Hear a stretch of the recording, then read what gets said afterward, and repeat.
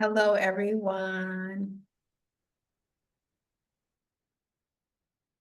Thank you all for joining us. We are recording, so feel free to engage with us, to interact with us.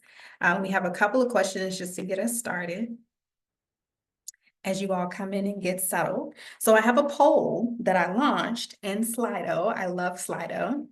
And we wanted to pull you into the conversation very early for our discussion. And this is completely anonymous. So if you wouldn't mind, please do respond to our poll. You can take your phone and scan over the QR code. That'll take you directly to our Slido poll and type in to join our particular session here, 1156660. So that we can get to know you all. And while you're answering these questions and getting connected with Slido, we'll go ahead and do brief introductions. So my name is Jonica Nixon, and I am the coordinator for the Ascend program. I'm a graduate of cohort 2, and I'm currently a doctoral student, and I work in a bit of everything, but right now, human resources and organizational development. So I'm so honored that you are joining us here today, and I'll allow my moderator to go ahead and introduce the rest of the team. We have Sarah Reed, who's the University Registrar at Berkeley, and she is cohort 4 alumni, and she'll be our moderator today. Sarah, anything else you want to add? Yeah, I just graduated from the program, feeling very excited to chat with all of you. And yeah, that's it. Happy for the holidays. Happy to see you all. And I will ask the other panelists to also introduce themselves, starting with you, Dr. Hams. Good afternoon. I'm Gavin Hams, and I currently serve as the Chief Enrollment Officer at Grambling State University down here in Louisiana.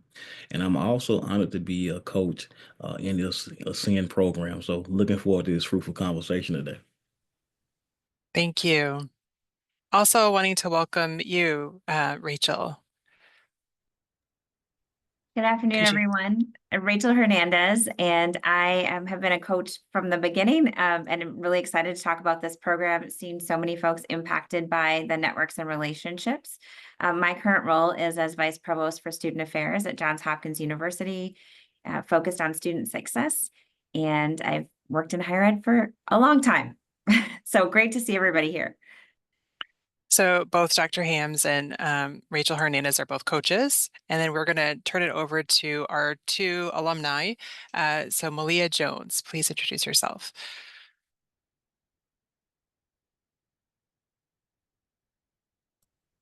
Hi, sorry I was muted. My name is Malia. I am currently the registrar for Alumni University School of Law, and I am an alumni from cohort 2. Happy to be here. Thanks for having me. Excellent, thank you. And then Dr. Kimberly McNair. Hello, Kimberly McNair from Montgomery College in Maryland, where I serve as the Associate Senior Vice President for Student Affairs and Enrollment Management, part of inaugural cohort number 1. Looking forward to a great conversation today. Thank you. So Jonica, would you like to still do the poll piece? Yeah, I'm gonna Okay. go back to the beginning. If you didn't get a chance to answer the questions, you still will have time. Just wanted to bring in some fillers while we got some responses coming in. So the first question that I asked was really to center and ground this directive that Sarah has brought forth to us, which is really bringing in the coaches as well as scholars/alumni who've been in the program to talk about what it means, not just to go through the program, but to actualize, right? The top of Maslow's hierarchy of needs. Like, how do we get to from theory to practice? And what does that journey, as squiggly as it may be, look like? And what are some of the barriers that we need to push through, maneuver, talk to some individuals about as we proceed through that. So the first question was, what is the single systemic barrier that you have found most challenging in your professional journey, and how did you navigate around that? So I appreciate you sharing some of these responses. We will dive into our open discussion to talk a little bit more about them. But Sarah, is there anything that jumps out for you about some of these responses?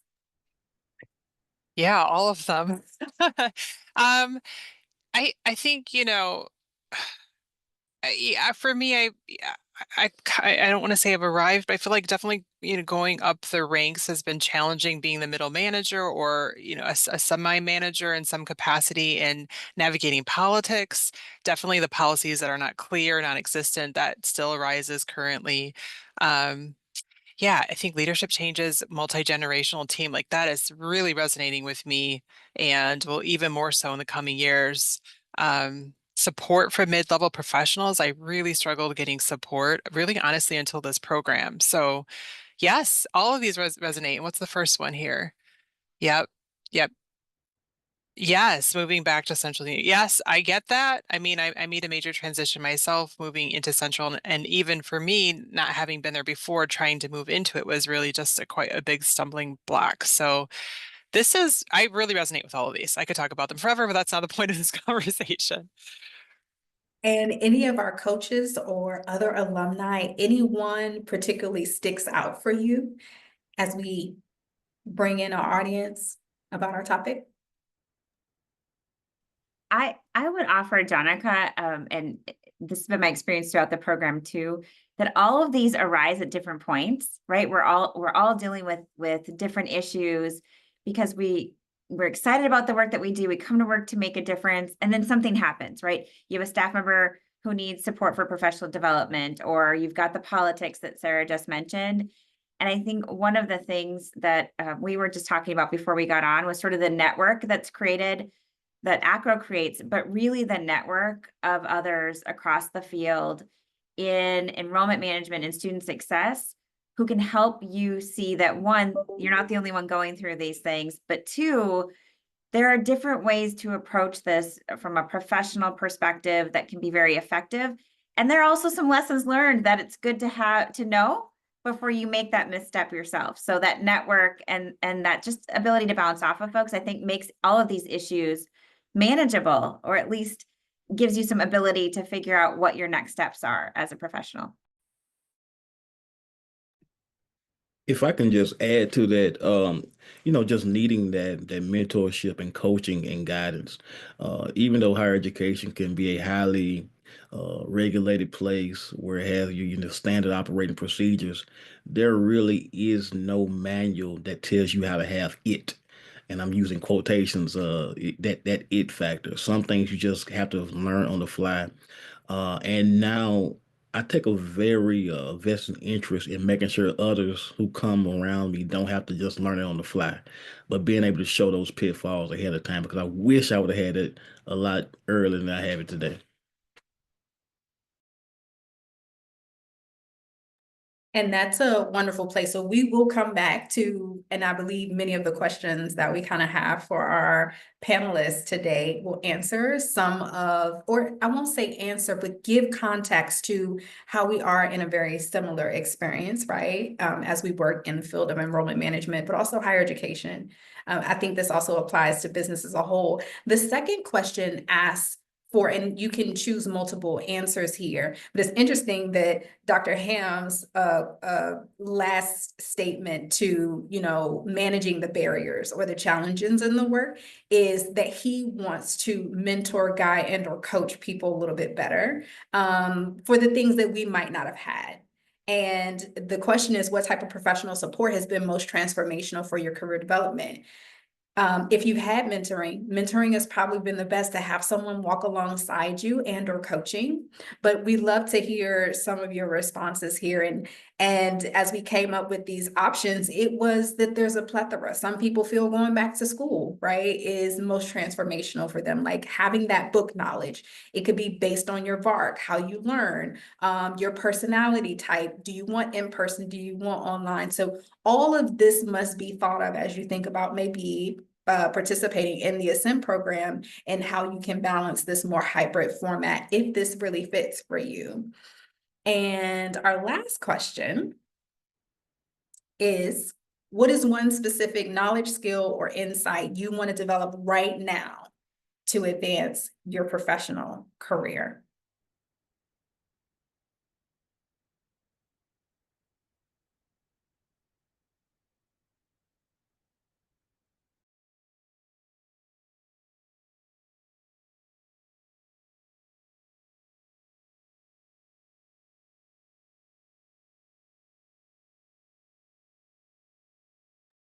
And while you're answering, I'm interested, is there any alumni and or coach who has a specific knowledge, skill, or ability or insight that they want to develop professionally? So I'll throw one out there.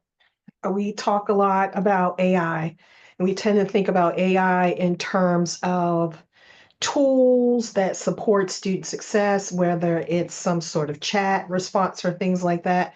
I personally would like to learn a lot more about AI in terms of chat prompt engineering, because AI has got to be more of a tool that we use to do our own work. Whereas before, for example, you would have to take how much time to read reports, articles, et cetera, and synthesize them. Now you can run that through a chat bot and have it do the work for you. So if you learn those prompts and it's doing the work for you, then how many hours of time does it free up for you to do something else? That is phenomenal. Thank you for sharing. All right, so the general of the program, so that we can dive into more of this conversation, just to give you a lay of the land, we are talking about the benefits of the Ascend Leadership Development Program, which is recruiting for its 6th cohort, which is amazing. We base all of our work and thinking from a leadership standpoint, and our framework is around SEM, Strategic Enrollment Management. It doesn't mean that that is where you need to sit. It doesn't mean that you are currently in a registrar's role or you even work in registrar. You can be in financial aid. We have an individual who is on the call right now, actually two. One who is in financial aid, who's currently in the program cohort 5, woo woo. And then another individual who sits on the academic affairs side of the house as an academic dean. So what does that mean when we're thinking about learners? And this is how we approach it from an enrollment standpoint, but the thought process is around how do we support learners? How do we get learners into our institutions and make sure that we get them through the learner cycle of enrollment. And we do that thinking about the strategy and a lot of things that you all mentioned in your poll, decision-making strategy, right? How do I know the risks that I'm taking? What decisions do I need to make? What are the options on the table? How do I put those into a trajectory? How do I communicate and collaborate across sides, whether it's academic affairs, student affairs, or even within our own division and unit? How do I do that? And we do, as we develop this capstone project together, these are the skills that we are building. Literally everything you said that you wanted to develop as an insight or a new skill or a knowledge base, we do integrate into this program.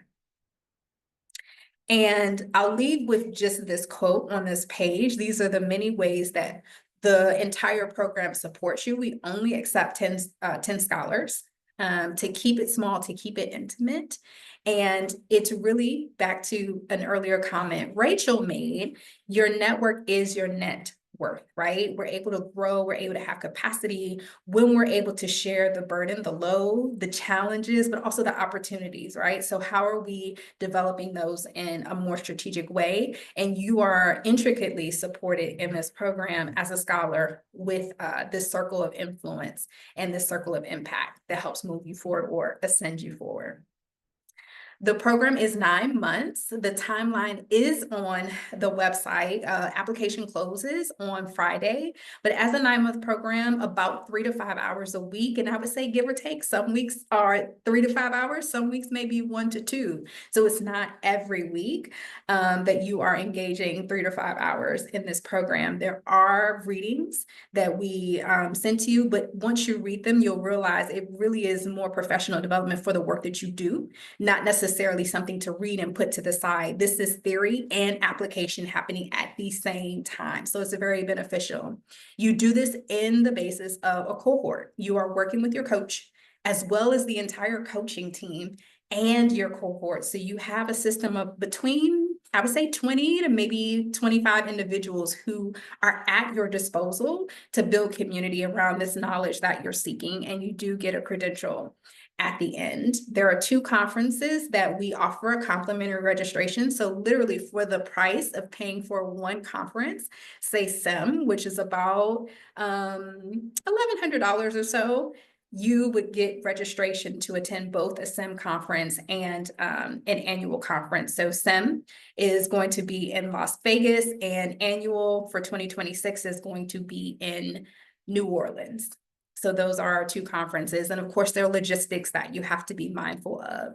But in essence, when we summarize what Ascend is and how we move forward, it empowers mid-career leaders across the acro proficiency areas to understand and leverage their strengths, to drive equity, inclusion, innovation, and dismantle barriers, not just for yourself, talk about that self-advocacy that someone mentioned earlier, but also for others. Potentially, the most impactful ones will be yourself and your learners. And you'll do that by spreading the knowledge to other individuals, your colleagues, your institution leaders, your board, your community, so on and so forth.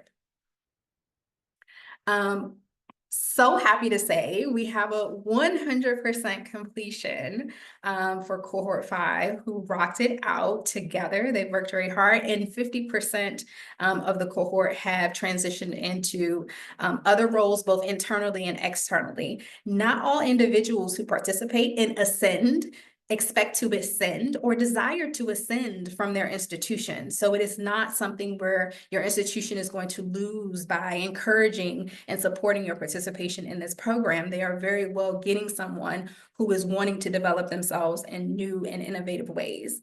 And oftentimes, more so than 50%, our scholars stay at their institution and they're able to provide more capacity and more engagement in a more strategic way. And I'll turn it back over to Sarah and the coaches to head us into Q&A. Thank you so much, Jonica. And it is an incredible value for the fund. So if anyone wants to talk to me about that afterwards, I'm happy to do that. Today, though, we are going to be diving deeper into information and experiences, learnings from our prior Ascend cohort members, and then also learning some more from our coaches. So really looking forward to this conversation. And I put it in the chat, but just to share again, you're welcome to at any point raise your hand or chat. We'd love to engage with you on this and really to steer the conversation into areas where you're having concerns or questions or follow-up. That said, I'm going to turn it over to the panelists, and I'd like to start out by just diving deeper a little bit into your perspectives.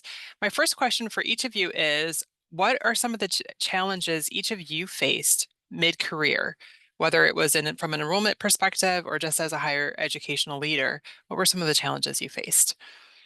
And I will start with Rachel. Thanks, Sarah. This is a great question for all of us to think about. I think obviously the midpoint in our career, but even throughout, what comes to mind really quickly to me is the ability to sort of to learn more about the field. So you know, when you're in a mid-level position, you've taken on some major efforts at your institution, you're in charge of different things, you're a leader. And often you're really at that cusp of understanding what the field is and what impact you can have and perhaps what skill sets you need. So one of the things that I found, I had worked at my institution for some time, was a real desire to find out more about what was happening across higher education, more about best practices at other institutions.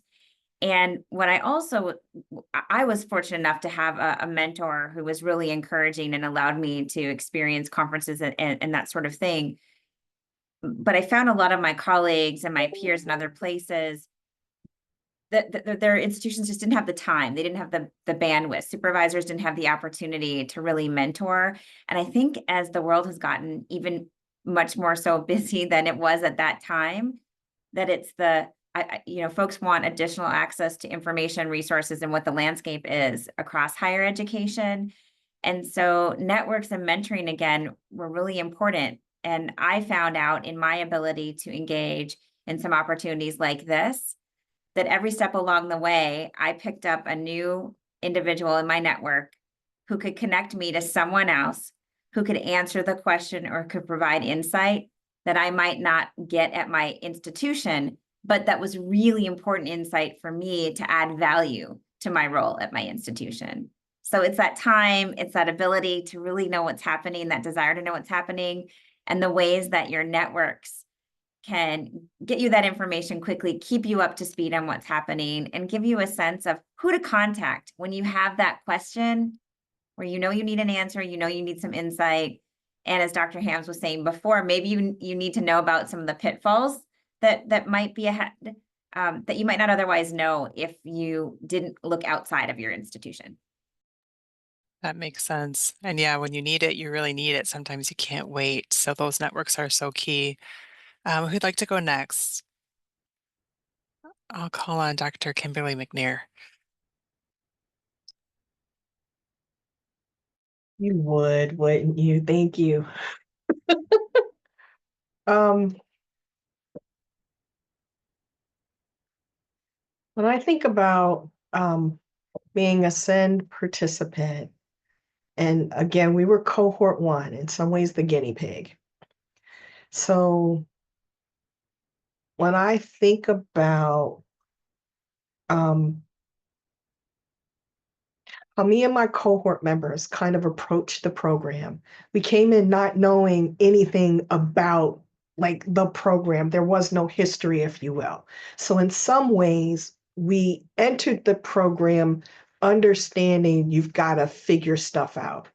And that has its challenges, but in some ways it was also positive because I think that it was so connected to when you work in STEM, there's sometimes you just have to figure stuff out.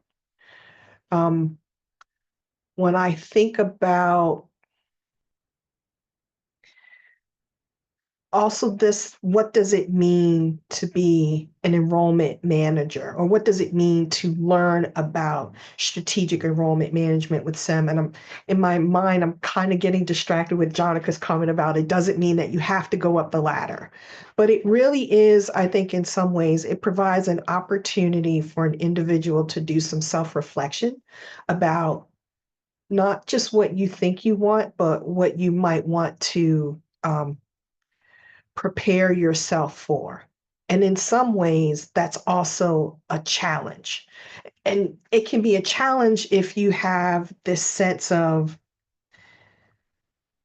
some people are describing as, well, your next goal must be you want to move up the ladder. But what if you're not sure? Or what if you're still taking time to figure that out?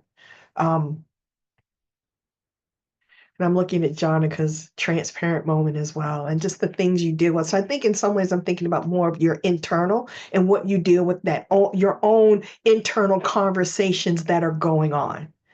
Does that make sense? So I think that's an important part as you just consider your growth and development, what opportunities you want to experience, period. And so it's helpful, I think, to also have, so it's just this, I'm sorry, I got a bunch of things going on. And what I want to go back to, shift now to, Riley, is this whole idea of reflective practice. So there's these themes with reflective practice, that is reflection in action, reflection on action, and reflection for action. So I feel like it's those 3 themes that you have to think about and kind of examine what's happening, where it is you want to go. And as you're doing that reflection, that then helps you to think about the barriers that you're coming up against. Are they really barriers, or is it just your mental mode and how you're thinking about things? So it's not to dismiss that external things don't happen, but I think the other thing that I've learned through Ascend is how much of it is also my own internal thoughts and my own thought and thinking being a challenge sometimes, or a barrier. And then how do you confront your ways of thinking to overcome those challenges. New nuggets. In action, on action, for action. I'm writing that down. Every time you speak, there's just wisdom. Thank you. Um, Malia, Dr. Hams, which of you would like to go next? And just again, what were some of the challenges you were facing mid-career in enrollment or in higher education in general? Well, I'll go. I was blessed with the burden to be able to go into leadership at a rather young age. Matter of fact, I was around 26, 25 or 26. And so you can just imagine, kind of allude to what Jonathan just spoke about, ageism. Even if you are the expert in the room, you have to kind of earn your stripes, if you will, especially in the academy. But being able to find success and overcome those barriers were something that had nothing to do with what I do in enrollment management, just learning how to navigate the system, if you will, learning how to be able to um, go across the aisles, go across the departmental lines, learning how to communicate and get buy-in from faculty, because no one just automatically respects you in higher education because of your title. It's a lot of things you just kind of have to earn as you go. It's unfortunate, but it's fortunate at the same time because you develop so many skills that you didn't even know that you needed by having to navigate these waters. And that's just in one institution. Each institution had its own different navigational issue that you have to kind of go through. So that's a challenge that anybody probably faces in higher education and leadership. Thank you. Malia? For me at the time, I think the biggest challenge was lack of knowledge, which Ascend really helped me with as far as gaining more knowledge about enrollment management, strategic enrollment management. Because at the time I worked in higher ed for a long time, but in only in the registrar role. So Ascend really helped me to put together um, the bigger picture. And then the other challenge, which I mean, it's kind of out of our control, is just the lack of upward mobility because people in those higher level positions were not leaving, they were staying in those positions, they, not retiring. So just not having a lot of vacancies and positions to even be able to move up to. So it was kind of disheartening a little bit because it's like, where do I go from here? There's literally nowhere for me to go unless I move institutions. And we all know sometimes moving institutions is just not the answer because it's just not feasible for whatever reason.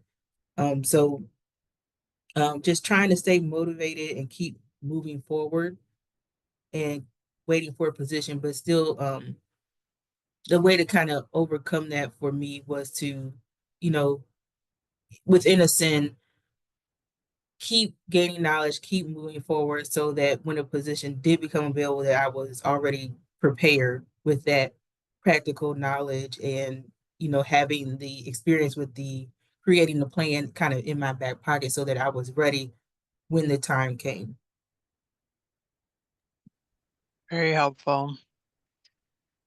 All right, so we're going to dive deeper into the alumni experience. You three of you have been through the Ascend program and know what it entails and have had some years to think about the impact or experience the benefits of the impact. So the question is, what personal or professional growth areas have you observed in yourself due to the Ascend leadership program, and how have these changes benefited your leadership? And I'll let each of you go when you're ready, because I know it may take a moment to really process that. I'll start.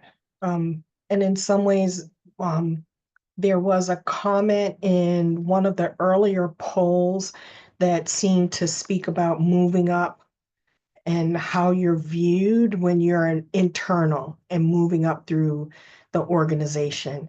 And so for me, I started Ascend when I was the director of college access and enrollment, and finished and then transitioned into the associate senior vice president role. And one of the things that then happens in some ways, it's a new role, the work is different. And so the work was, my leadership had to change from like operational leadership to more strategic leadership. But we are a really big multi-campus institution. And a lot of it then became, how do you manage your relationship and your reputation in this new role? And it doesn't necessarily mean the reputation is people see you as, a hard worker or someone is diligent, but how you then have to work to renew relationships in a different way to people to be able to see you as strategic and as a thought leader. Um, and I think Dr. Hams talked about it when it was like, you're the young person. Not that I was a young person, but just like, who's this newbie in the role and who are you? You're in this role, but I remember who you were yesterday and you're in this new role today. And so that takes an awful lot of work, and it takes time to, one, figure out how people really see you and whether they're willing to admit how they see you or not, and just how you figure that out. And then how you then have to establish yourself and what tables you go to, where your voice is heard and what it is you have to say, and how it is that you then reestablish yourself as a different individual so that that previous one goes away, and that, or not goes away, but that's not what they remember. That's not what they last remember. That they last remember you as a strategic thought person, collaborator. Not that you weren't before, but it just has to still change from the operational approach to a more strategic level approach. So I think that shift, and again, your relationship and reputation management, I feel like is often overlooked. And I think the other thing that happens is, yes, when you move from operational strategic, you get access to information you didn't have before, but you also may not always have information now that you used to have, depending on the role. So if you were day to day and you were used to knowing numbers from a particular office because that was your front line and you were involved in it, well, now there's somebody else that's doing that work. So then how do you manage your own sense of what your work is when your work changes? But you also have to be the one that drives how your work changes. And you can go down a rabbit hole. But I think what it does also force you to do is to really figure out what's the main thing. And the main thing is almost always, what are the institution's strategic goals and what are their plans? And then your ability to focus and hone in on those things will then help you to decide whether the other things that you can let go. And letting go of things in itself can also be a challenge.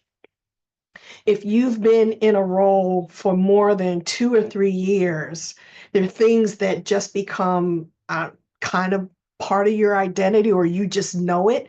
But then what happens when you no longer know it and you're no longer responsible for it? Then who are you now professionally, and how you recreate your identity as well as whatever your goals are, whether they are to move up. So then all of a sudden your skill set changes, the needs for your professional development change, where it's less about a content area. And then when you recognize you don't need to know all of the content, you've got to focus on strategy. And that in itself is a whole nother wheelhouse that I feel like we don't often talk about. Because then with strategy and being at that level, the way you lead matters even more, because you may not have a second chance to present an idea. And how, if you know you have to present an idea, the importance of, again, having those relationships so you can get information with people, do your homework, synthesize, dot your I's, cross the T's, make sure you've talked to even more people than you thought you ever needed to speak to. And then you move forward having done your homework, because I heard someone say you really only have one bite at the apple. And what you don't want to find yourself doing is being at a leadership table, and the last thing people remember is when you brought something that wasn't fully fleshed out. It wasn't fully baked, if you will. You hadn't spoken to enough people. So now they're always going to be cautious about what you bring to the table. And they're always going to second guess what it is you said. So that's just how, again, that reputation and relationship management, the homework that you have to do increases. The way you have to do your homework is so much more, so much more.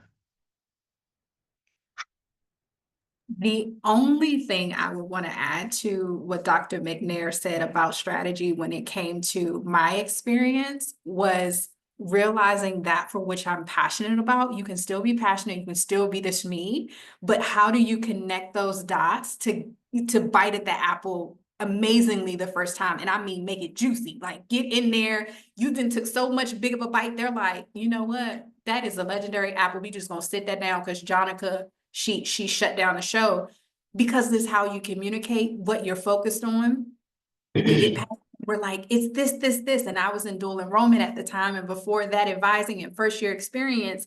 But understanding is what my coach helped me to do, and going through the sim process. Jonica, how does that fit into the strategic plan? Because when you want to ask for money because you feel like they're cutting your budget, you got to go to strategy, you got to go to goals, you got to speak to your audience. And I think oftentimes the passion is moved, and we're not seeing, okay, I'm saying all the things, but I can make it all the right things. So thank you so much, Kim, because you summed it up for me. Yeah, there's nothing wrong with asking a question as well. And I think there's a book that's called Questions Are the Answers. And I think, the institutions might change, but we're all doing the same work.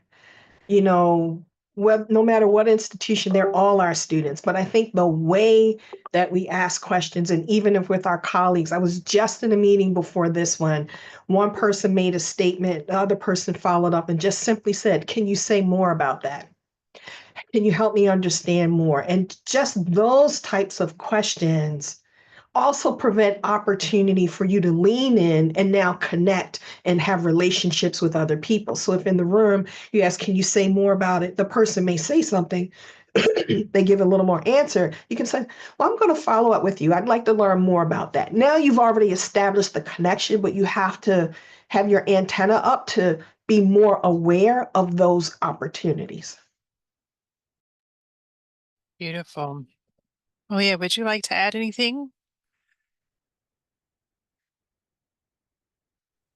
Just for me, I think some of the probably professional growth areas that I observed in that was just being able to realize how my area needed to collaborate more with other areas within enrollment management. I know we've been in a lot of sessions and heard a lot of talk about how historically different areas tend to be siloed, and learning through that program just how to connect all of the different areas and collaborate with each area instead of kind of focusing on your own data and your own information, and just kind of being able to look, it just helped me to grow professionally as far as looking at the bigger picture and even finding more strategic ways to collaborate with the different areas.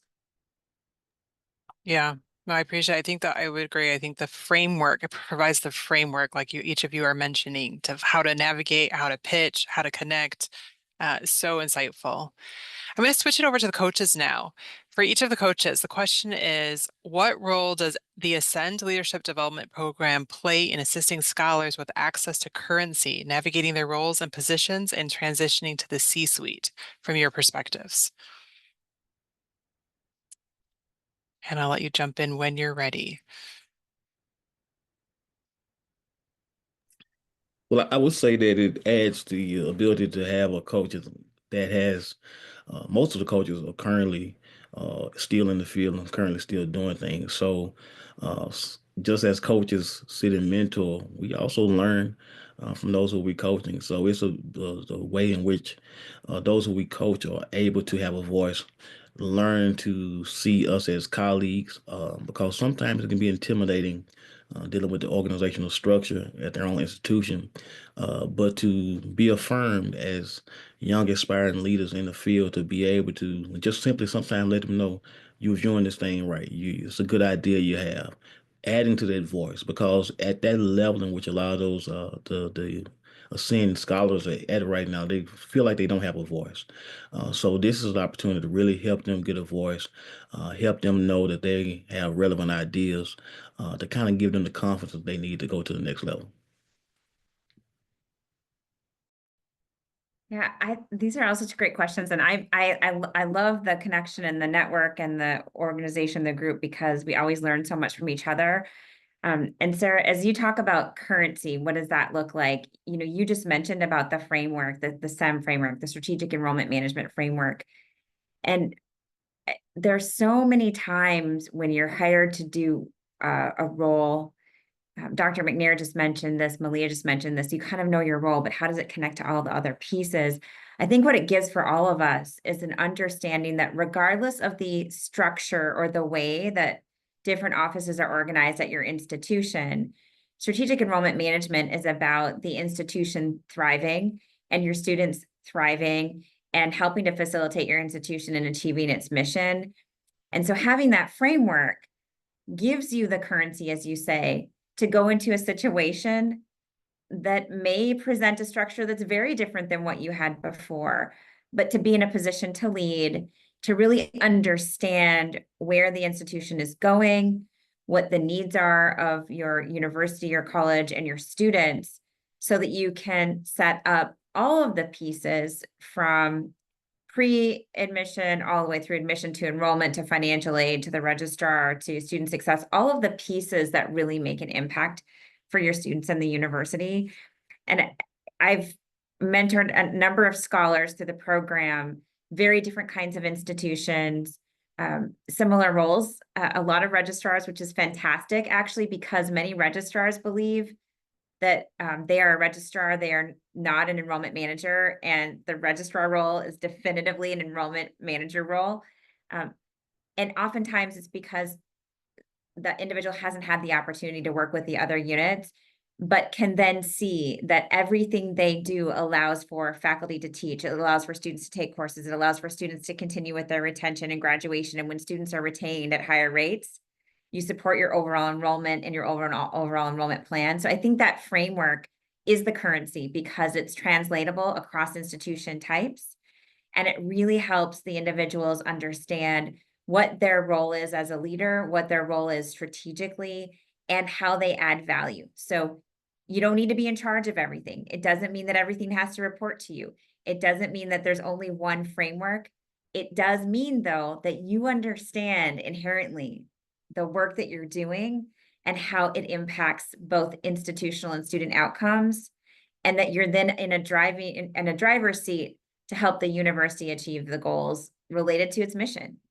So I think that currency is really important, and it kind of opens up and gives you that ability.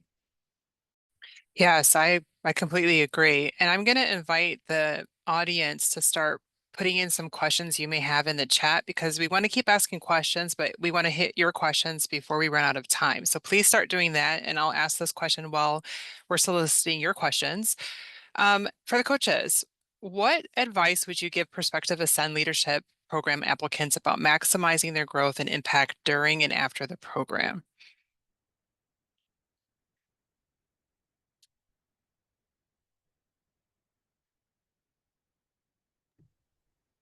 I'll start again.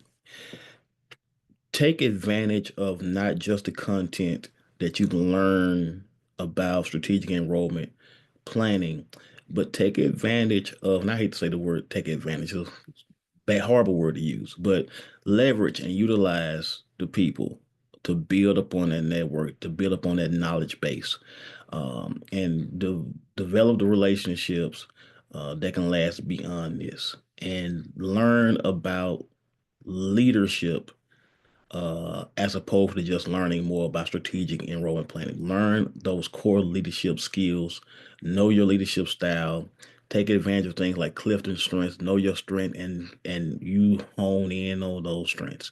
Don't let anyone deny you from what you're strong in, and you walk into that with your head held high. Excellent. And I'm going to just ask a question. Rachel, we can come back, or unless you want to answer,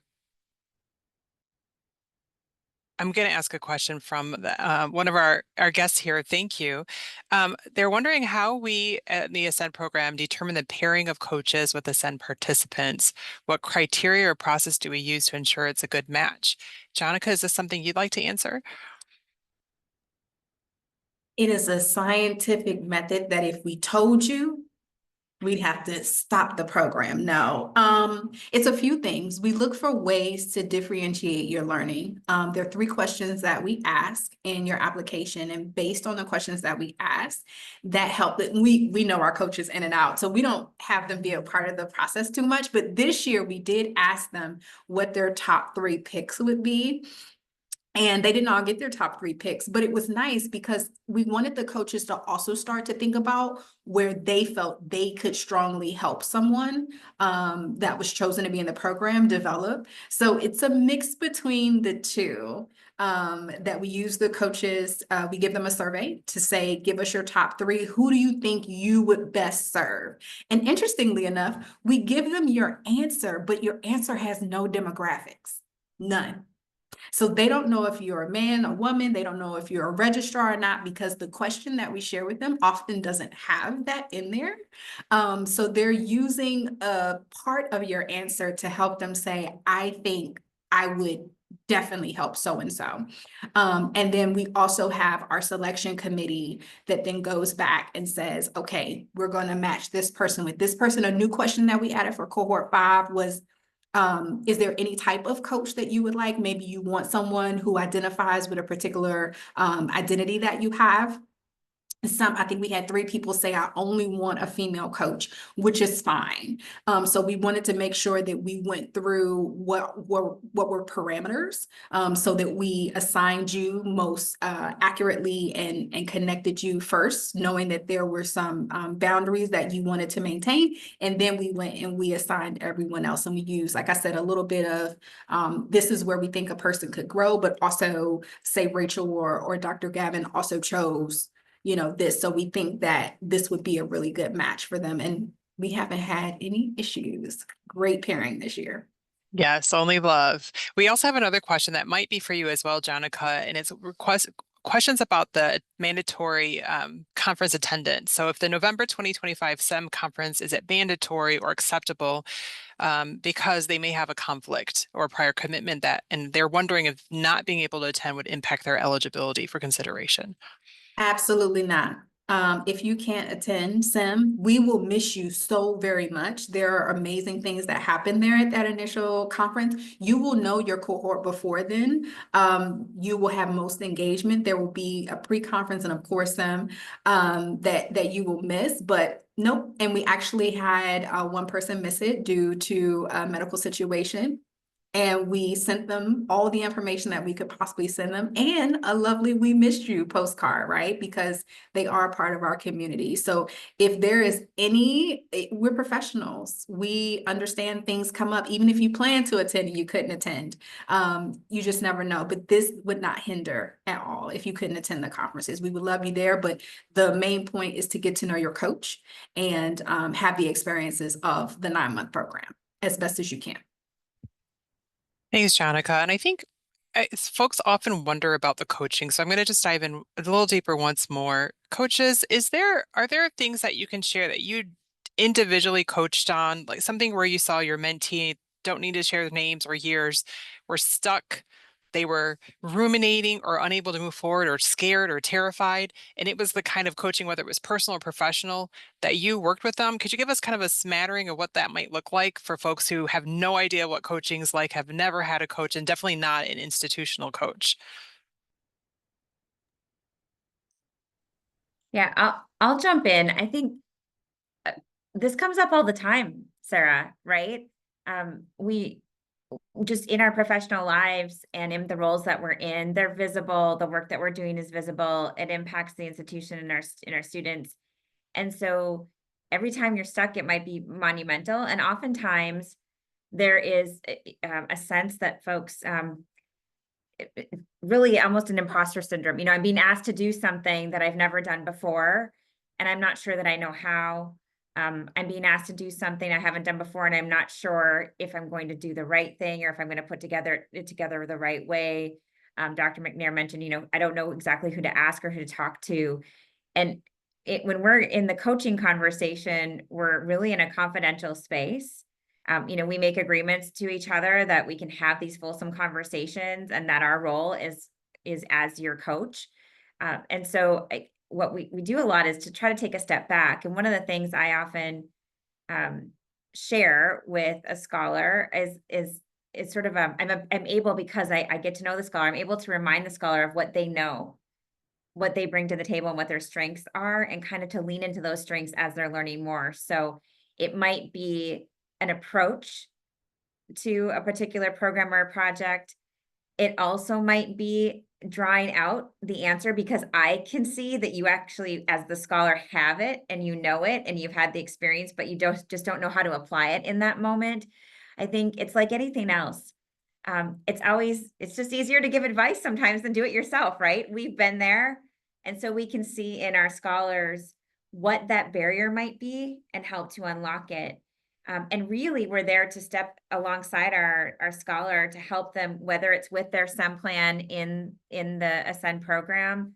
You know, lots of people talk about SEM plans, but the reality is that not everyone knows how to put one together or has done one. So when you're in that role at an institution and you're playing the role of putting together a SEM plan, you might not have anyone to go to that's done it before, right?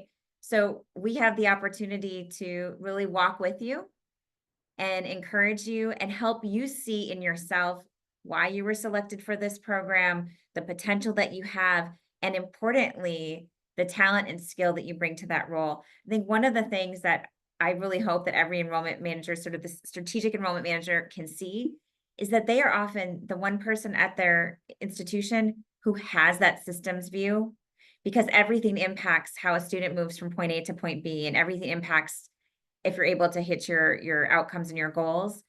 And that is a superpower, right? And sometimes as an individual at a university or a college, you don't get to see the value you bring. So I think our ability to help you see that helps to unlock and move through some of those issues. So helpful. We are nearing the end of our time, so I'm going to invite everyone on the call to put in their LinkedIn information for contacts. If there's a question, you're welcome to raise it. And I'm going to close us out with a final question, asking, you know, the deadline to apply is this Friday, December 20th for cohort 6. So the question is for anyone on the call, for applicants who are still considering and may be on the fence for applying, what would you share with them? What are some closing thoughts you might share with them? And I'll jump in just to say, this is like hands down the most transformative experience of my life, my professional life, in ways that I can't even summarize in like 2 minutes. I would highly, highly, highly recommend that even if you have to pay for it yourself, which is what one of my colleagues had to do in our cohort 5, that you would do it. If this is something that's resonating with you, I just think that what you'll get out of it far, far, far exceeds any cost, any time commitment. And we've had folks in our cohort who had family members who died, you know, had to take over taking care of siblings or things that were not in their normal scope of life, had children, were in PhD programs, like just a lot of stuff, a lot of trauma, and everyone completed. So I think that if you have a will, there is a way. And I'll hand it off to anyone else who may want to jump in.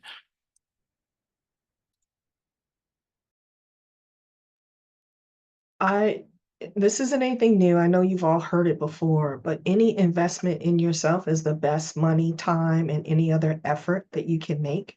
And the things that you learn with Ascend will stay with you no matter what your career trajectory will look like.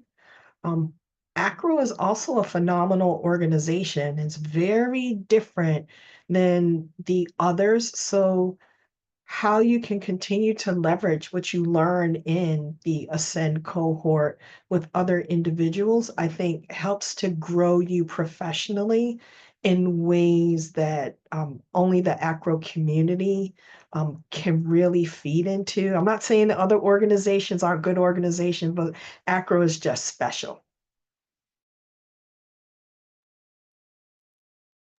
And while our participants still provide their closing comments, Rachel, I do want to hear, we're going to launch our poll before you leave. Please let us know how you enjoyed today's session. I was just going to say, I think one of the reasons why I'm part of this is that I've had the opportunity to see ACRO and this program really support individuals to achieve their next goal, whatever that might be. It might be moving up, it might be taking on, and it might be really just strengthening their leadership. I believe so strongly in strategic enrollment management and that understanding that concept and how it supports our work and the impact that we can make.